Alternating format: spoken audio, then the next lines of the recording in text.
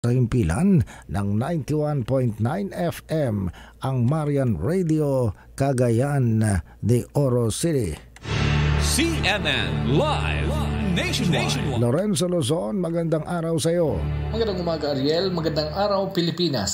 Sa layuning patuloy na mapaibsan ang alarming na suicide incident sa lungsod ng Cagayan de Oro, inilunsad kahapon Setyembre 7 ang isang solidarity walk sa pangunguna ng City Social Welfare and Development Department of Psychosocial Division. Ito'y alinsunod na rin sa pag-uobserba ng buwan ng Setyembre bilang Suicide Prevention Awareness Month. Ang nasabing solidarity walk, binansagang baktas sa panag-iusa alang sa kinabuhi, ay sinalihan ng mga representante ng National Government Line Agencies, school-based organizations, private organizations, religious organizations at mga city scholars bilang awareness drive. Huwag basta-bastang bumitiw sa buhay. Napiling tema ngayong taon, Let Us Change the Narrative on Suicide. Sa pamamaraang magiging mapagmatyag ang bawat isa sa kalagayan ng individual na dumaranas ng depresyon sa buhay, ay nila, maliban sa tamang pagpapagamot sa mga psychiatric experts, dapat magiging mabuting tagapakinig at sensitibo ang bawat isa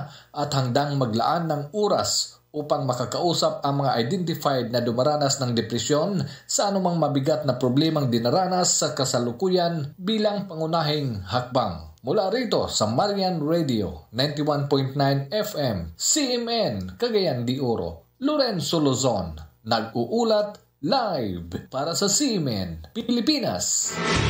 CNN Live Nationwide. Maraming salamat Lorenzo Luzon, live and direct mula po naman sa 91.9 FM Marian Radio CMN Cagayan de Oro City.